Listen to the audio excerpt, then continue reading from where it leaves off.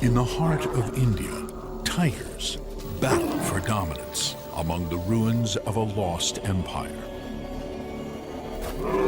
Where Maharajas once hunted them from the backs of elephants,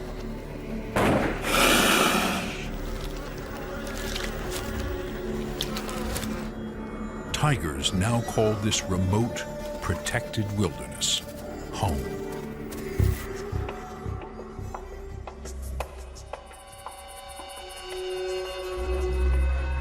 This is an Eden called Bandhavgarh.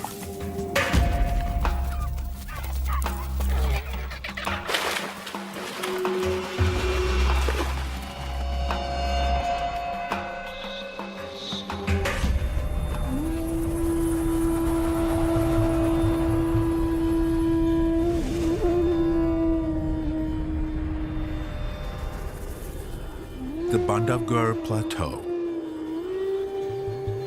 A massive block of sandstone with sheer walls rising 1,000 feet from the jungle floor. It is one of the last strongholds of the Royal Bengal tiger. After 20 centuries of civilization, Bandhavgarh is abandoned by all except one solitary priest.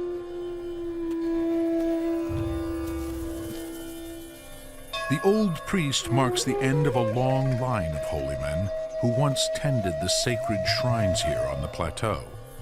Today, his most frequent visitors are tigers.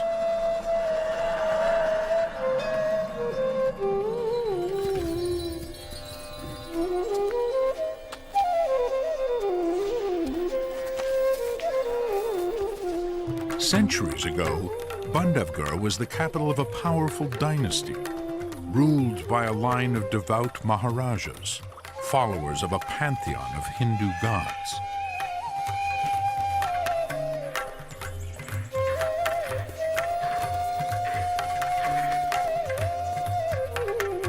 Hindus believe that 3 gods represent each of the cycles of creation, preservation, and destruction.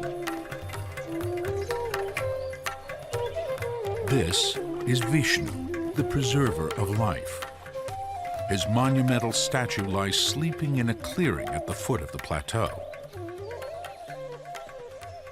In the past, these forests were the fiercely guarded hunting reserves of the Maharajas of Reva, who until the middle of this century still exercised their feudal rights and hunted big game from elephant back. Tigers were always the ultimate trophies, and a stone monument marks the spot where in 1954 the last Maharaja shot his 100th tiger. Today, the tigers have little to fear, except from each other. This is Charger, who has ruled here for over 10 years. It's only a matter of time before he meets a powerful new rival. A young tiger has moved into his kingdom. His name is B1, and he is Charger's own grandson. Charger is facing his ultimate challenge. B1 is in no hurry. He can afford to wait. At 5 years old, he is in his prime.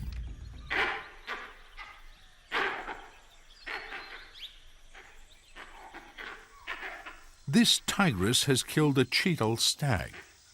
Her name is Bachi. She is the daughter of Charger and the mother of his rival B1. But her mind is on more important things than her feuding relatives. Bachi drags the stag to a cave in the rocky outcrop of a cliff face. A new litter of cubs is waiting for her in safety and darkness.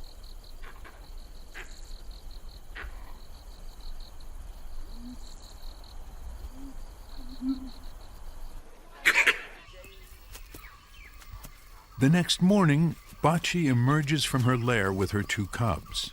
They are 5 months old and will be entirely dependent on their mother for at least the next year.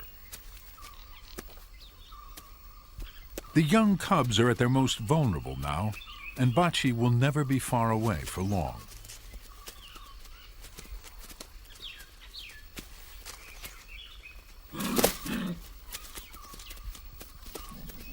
The cubs' sagging bellies show that Bachi is an excellent hunter.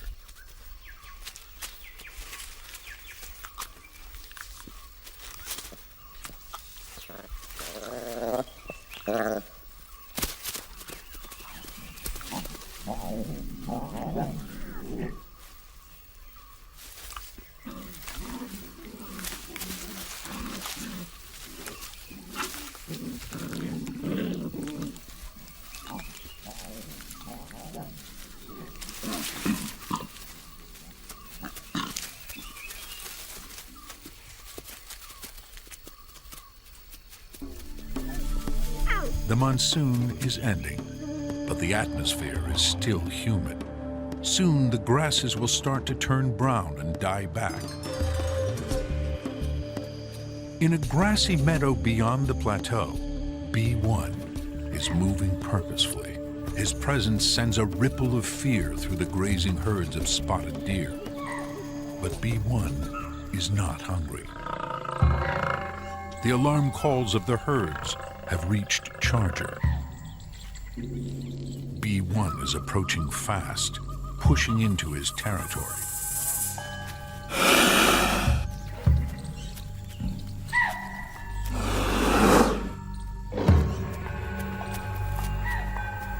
The old tiger is forced to retreat, but with B1 deep in Charger's area, a confrontation is inevitable.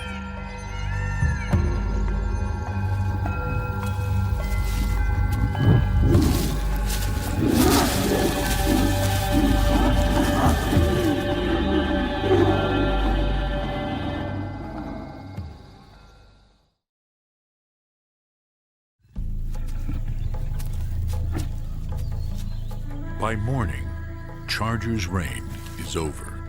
He's lucky to still be alive. He painfully carries his battle-scarred body into the protection of thick undergrowth.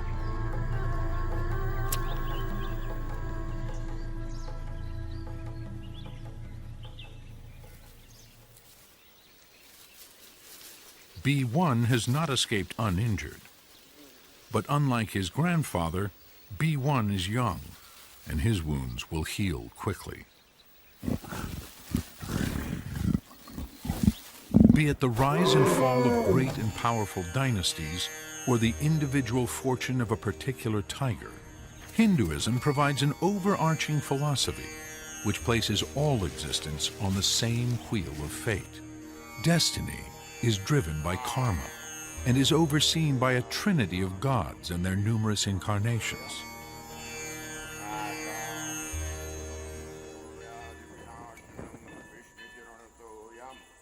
Another Cheetal stag has fallen to Bachi's powerful claws and strangling bite. The stag's death ensures the survival of Bachi's cubs.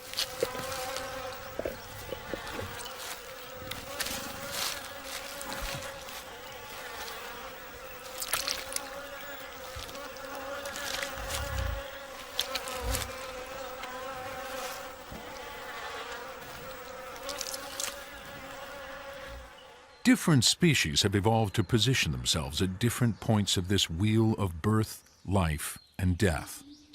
A family of jackals has made a den under a thicket of bamboo.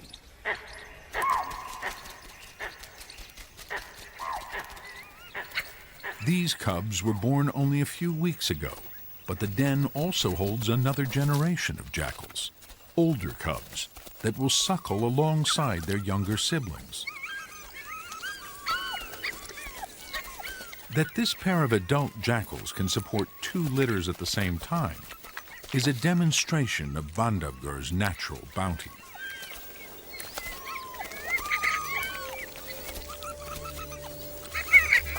Providing for the scavengers are the predators.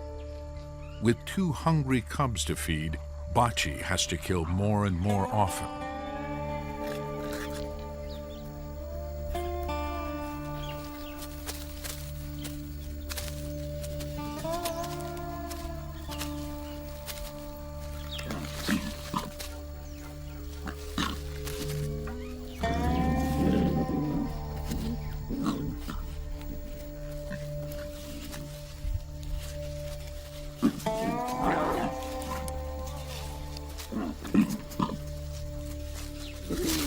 What looks like just fun and games is also part of the cub's education.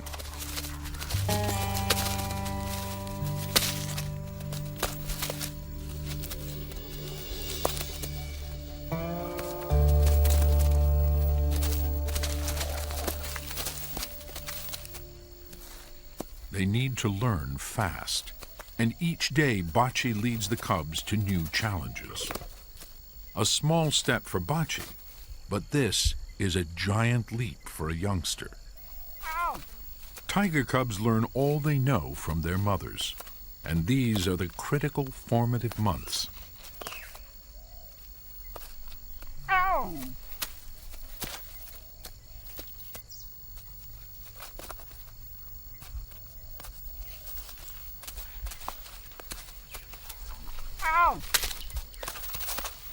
It's a steep learning curve, but tiger cubs, like all cats, have a habit of landing on their feet.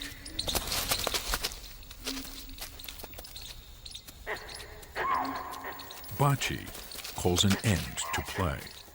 Obediently, the cubs follow her.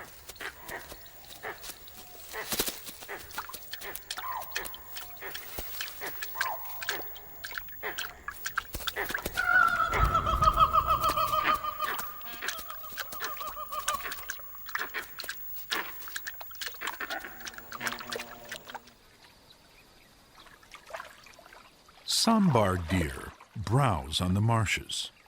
It's business as usual for prey and predator.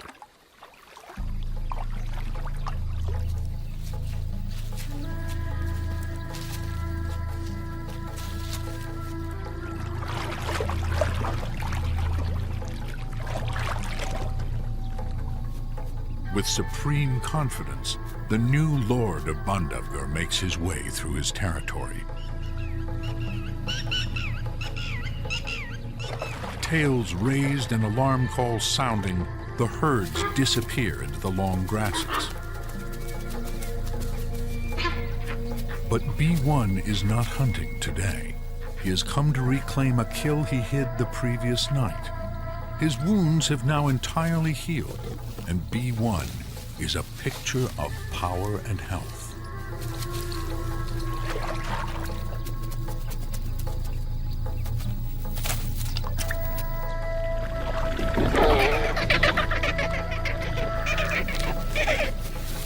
Tigers attract attention wherever they go in the forest. Whether it's an animal concerned with its own survival or scavengers looking for a scrap, B1 is the center of attention in Bandhavgarh. Attempts to hide the remains of a kill in broad daylight aren't likely going to work. It's doubtful that there will be much left for it if B1 bothers to come back to finish off these remains.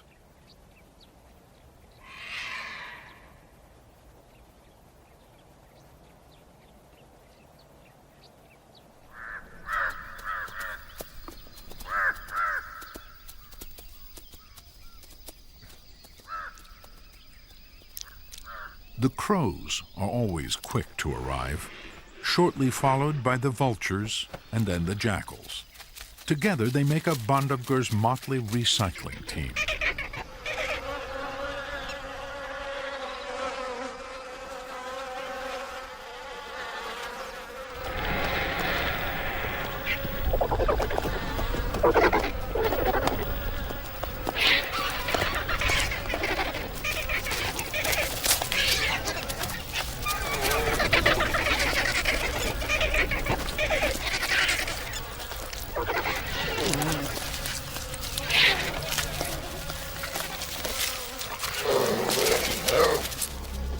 This male jackal runs the gauntlet of sharp beaks, hoping to grab enough food to take back to his den.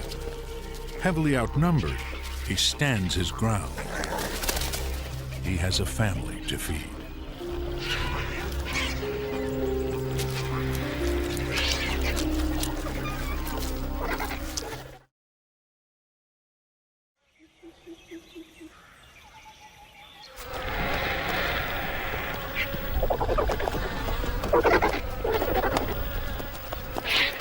vultures feast on the remains of B1's kill.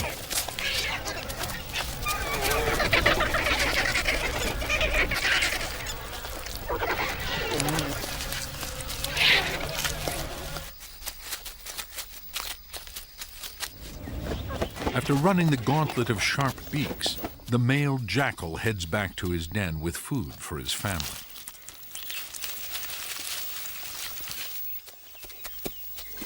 The female and the 2 litters of cubs emerge.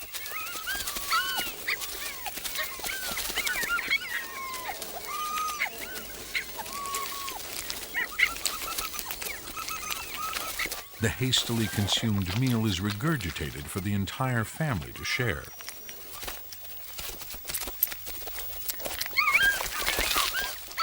Unlike tigers, male and female jackals play an equal part in bringing up their young. In the past, the presence of charger would have sent the entire family underground.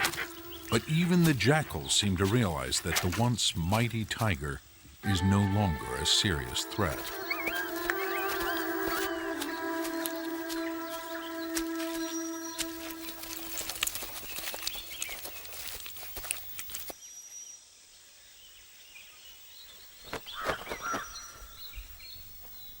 When the adult jackals are away from the den, the ever-vigilant crows grow bolder.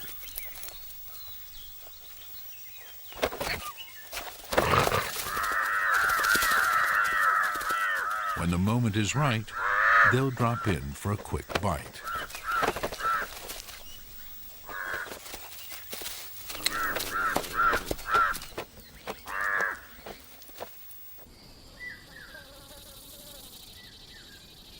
It is now early summer, and the temperature is rising at Bandhavgarh.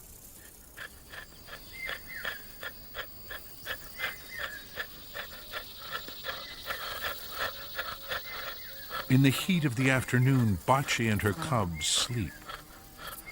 Tigers don't go out in the midday sun.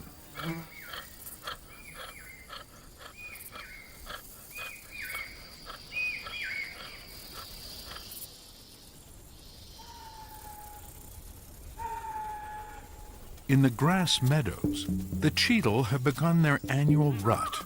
Stags call to the females, and peacocks, displaying their feathered finery, are also in search of a mate.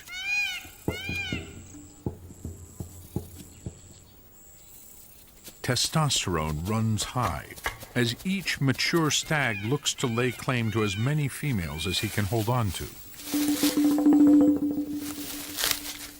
The peacock, also driven by the urge to mate, uses his tail to signal what a magnificent specimen he is.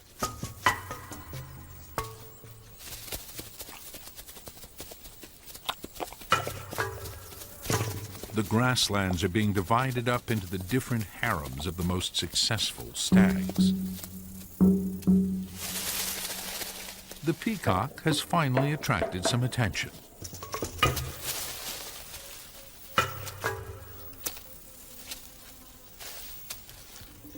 The stags smell the air to establish which females are receptive for mating.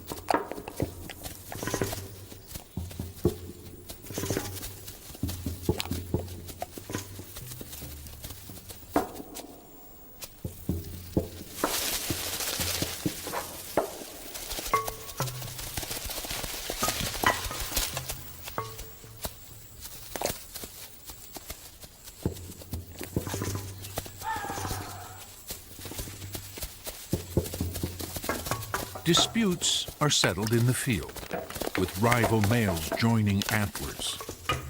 It's rare for one of the fights to last longer than a few seconds. Once dominance has been established, there's no point in either side suffering injury.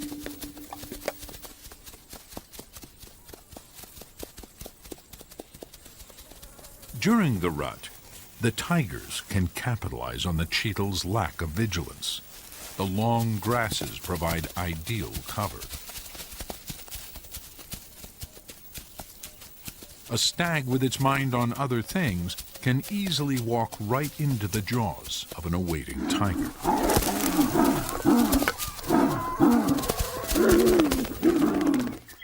The old priest has witnessed the turning seasons of Bandhavgarh many times.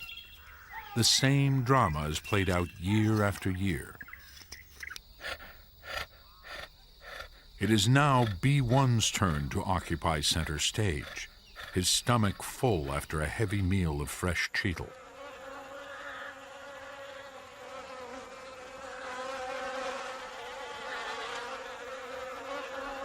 His vanquished rival, Charger, has at last found something to eat.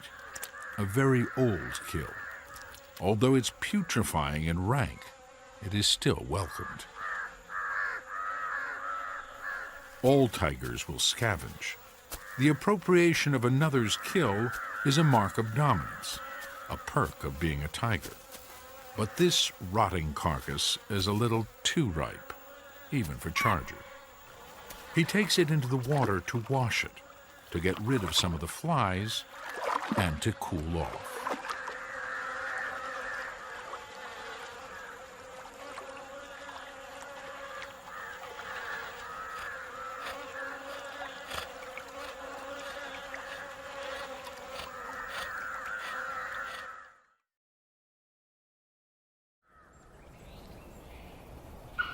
The monsoon greenery has long faded. For the leaf-eating Hanuman monkeys of Bandhavgarh, finding food now involves greater effort and longer journeys.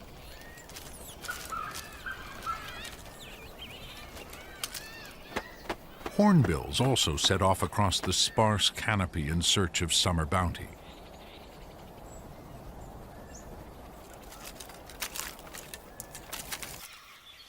Rising up through the roof of a temple, a towering fig tree is ripe with fruit.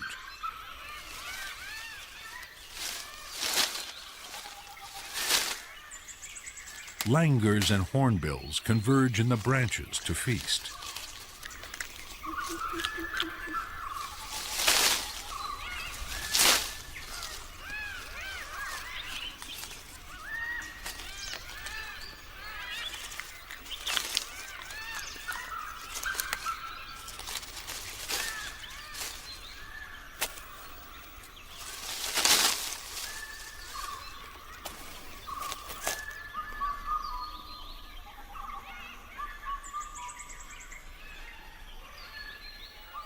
The ground beneath the fig is rich in monkey droppings, and pairs of beetles busily roll dung into balls.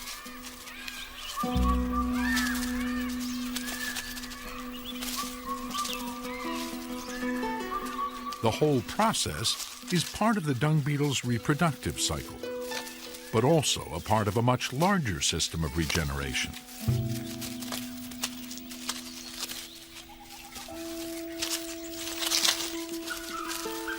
Rolling complete, the dung ball will be buried with the dung beetle's eggs, all laid in the same hole, giving their offspring a nutritious start in life.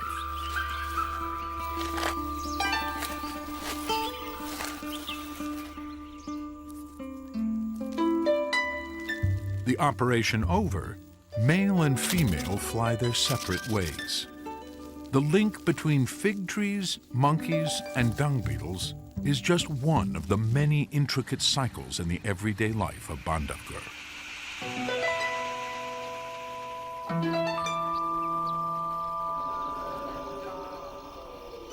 The seed of a fruit eaten by a monkey or a hornbill falls to the ground.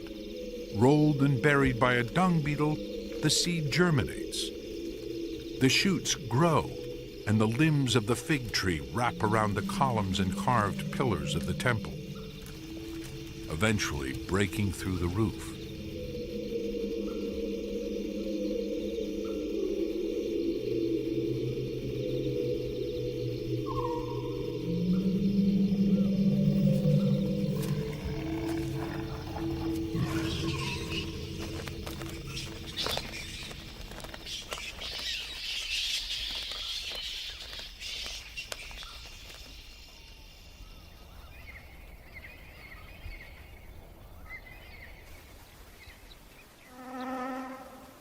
By April, the grasses are brown.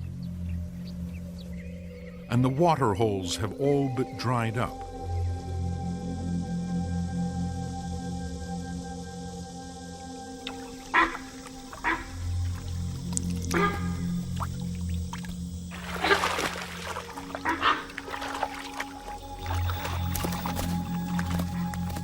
Bandhavgarh's perennial springs and streams mean that Bachi and her family will never go thirsty.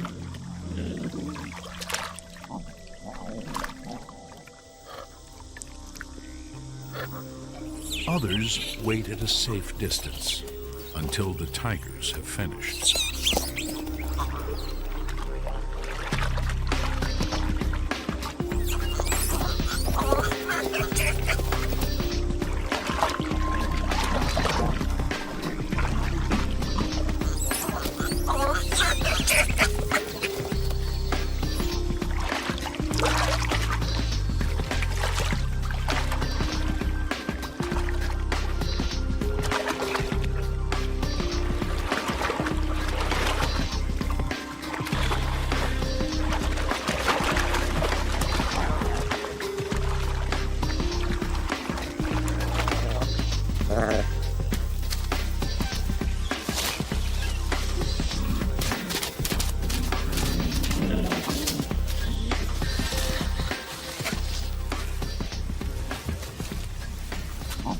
Eventually, Bachi calls an end to the play. Imposing discipline on boisterous youngsters is a problem universal to all adult mammals. Even before the langer's alarm calls, Bachi has sensed danger. Dominant male tigers will kill the cubs of any female that are not his own.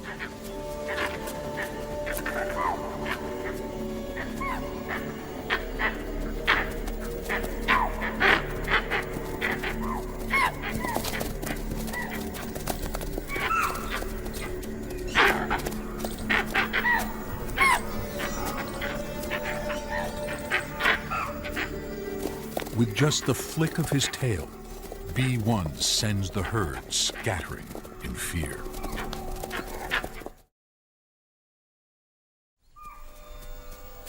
Although B1 is her son, Bachi is taking no chances and moves her cubs away from the grassland.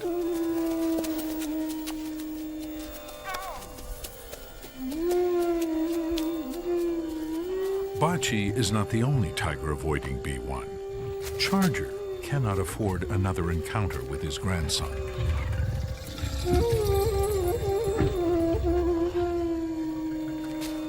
With B1 on one side and Charger on the other, Bachi takes the cubs back to the cave.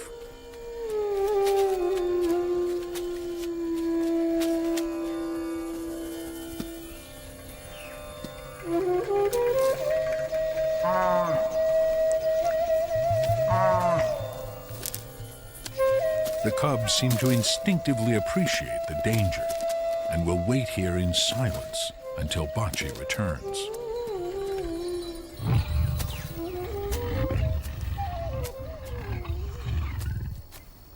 Testing the air, Bachi picks up Charger's scent.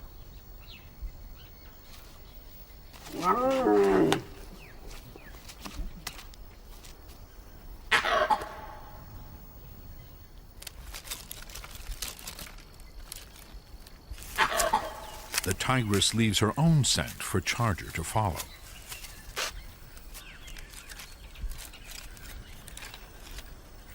In addition to his injuries, Charger is now going blind. Smell is one of his remaining senses, and the one that Bachi will lead him by.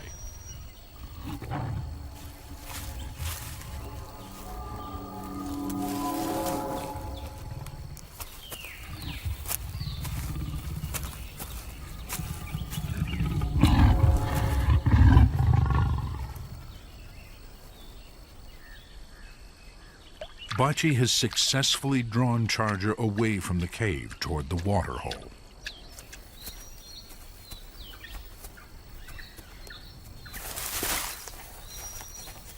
By the time Charger arrives, Bachi has already slipped away and is on her way back to the cave. half blind, old, and injured, Charger can easily be misled. But B1 is a different matter. This is a young male ruthlessly establishing his territory.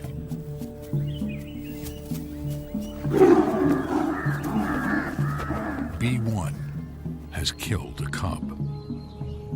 Killing cubs sired by other males ensures that only the genes of the new dominant tiger will survive. B1 is simply following these deep instincts.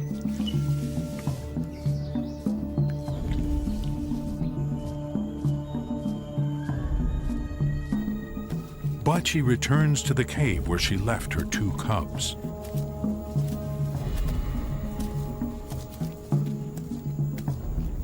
She is unsettled and apprehensive.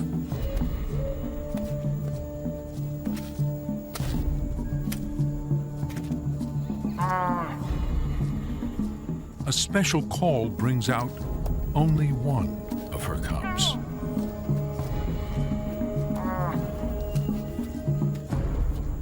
Finally, it is joined by the other. It was not Bachi's cub that B1 killed, but the offspring of another tigress.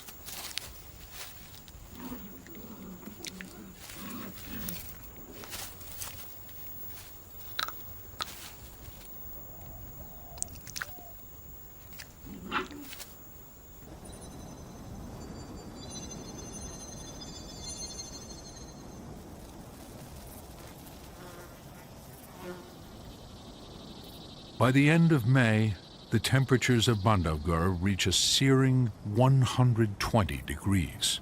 This is the start of Nautapa, the 9-day bake, the hottest 9 days of the year. Every living thing will feel the fiery grip of summer tighten around their world.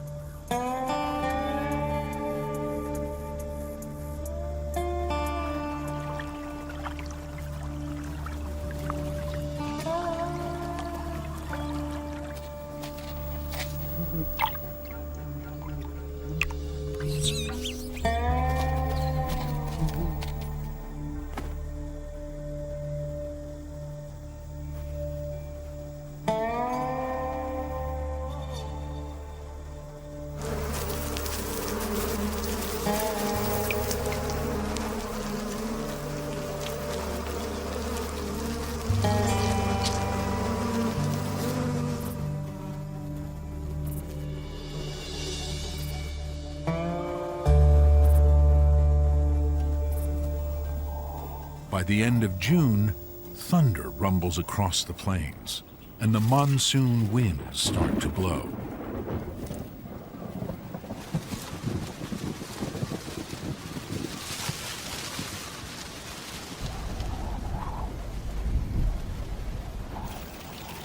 The Sal forest chooses this moment to drop its seeds. Countless helicopters descend in anticipation of the coming rains.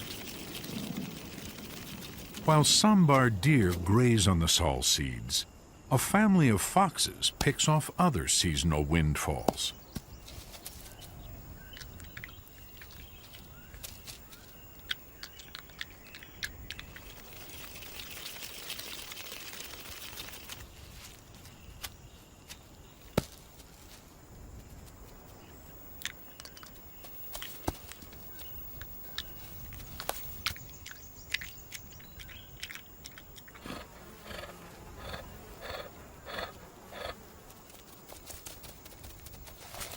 Charger will not see another rainy season. He hasn't recovered from his terrible mauling from B1. Further weakened by hunger and the oppressive months of heat, Charger is now almost completely blind.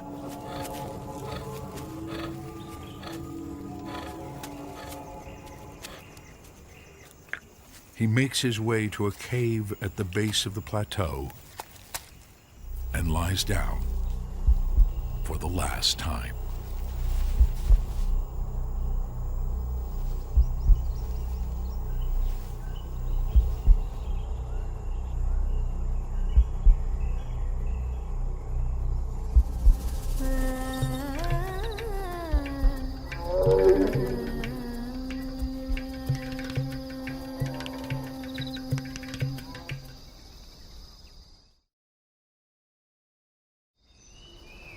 Each day in Bandhavgarh begins with a million new possibilities.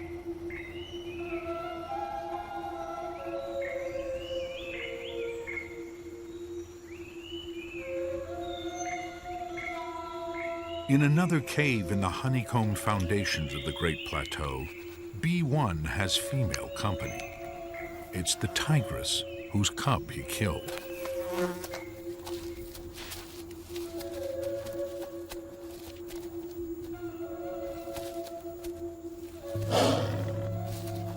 A short call and the tigress gets to her feet to follow B1.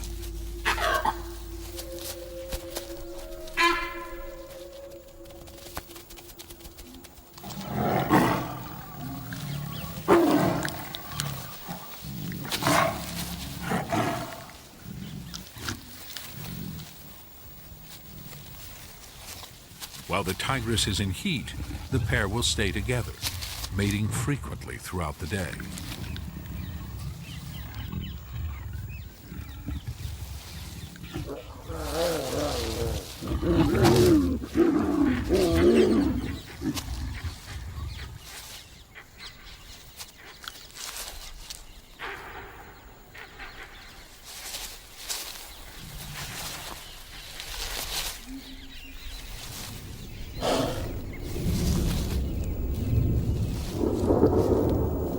The sky above is heavy with monsoon clouds, which sail over the statues of the 10 incarnations of Vishnu.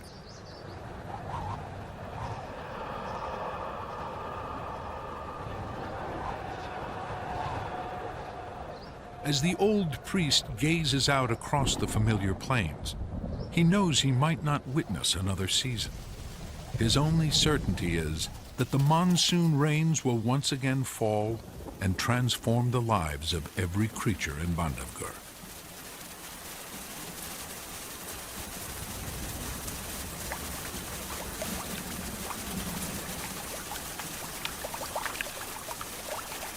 Dry land is drenched and turns green almost immediately. The sleeping Vishnu, like a chameleon of new life, changes color.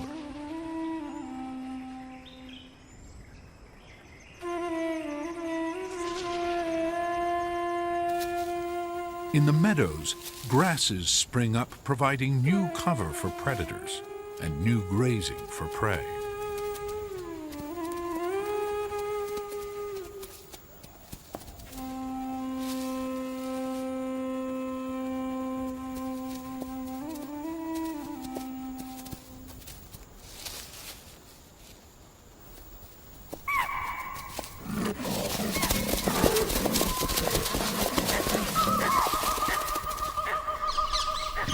A leopardess drags her kill across the green shoots of new growth.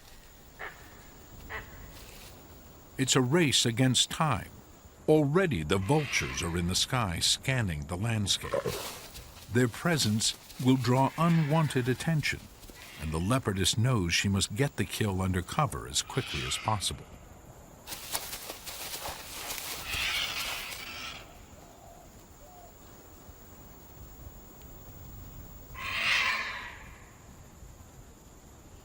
Preoccupied with mating for the past few days, B1 is now hungry. Leopards must eat what they can as quickly as they can. The arrival of a tiger means the leopard will have to abandon its kill immediately, or itself be killed.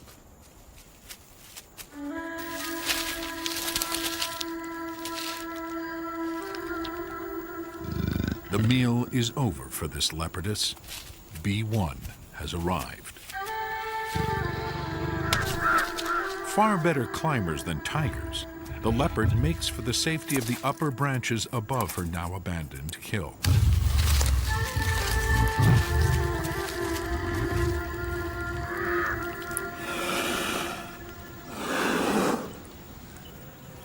Tigers might be magnificent animals, but they're not proud. And there's nothing demeaning about stealing another's dinner. Hunting is a hit-and-miss affair. For a tiger like B1, scavenging is far more reliable. The leopardess can only watch and wait.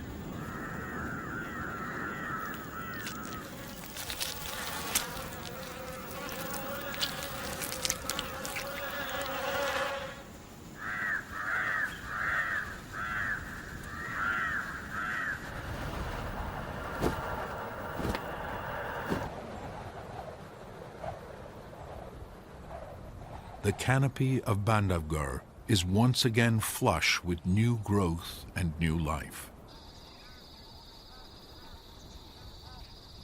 The temperatures fall as summer ends and the cold winter months set in.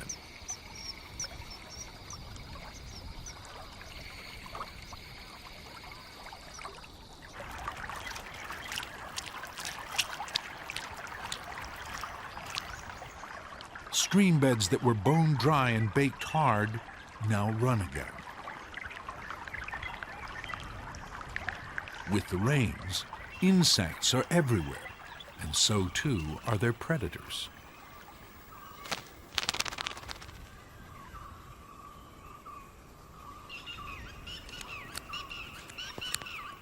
A pair of migrant cranes announces the start of winter with their arrival.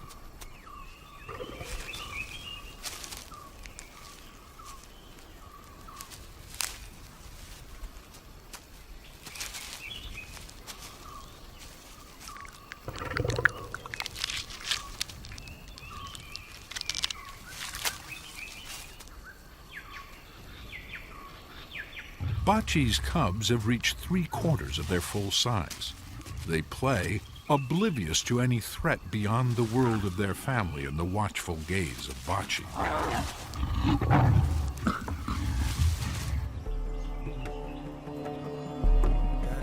The priest on the plateau has silently witnessed the dramas played out below the temple. He has watched the rise and fall of Charger and the ascent of mighty B1.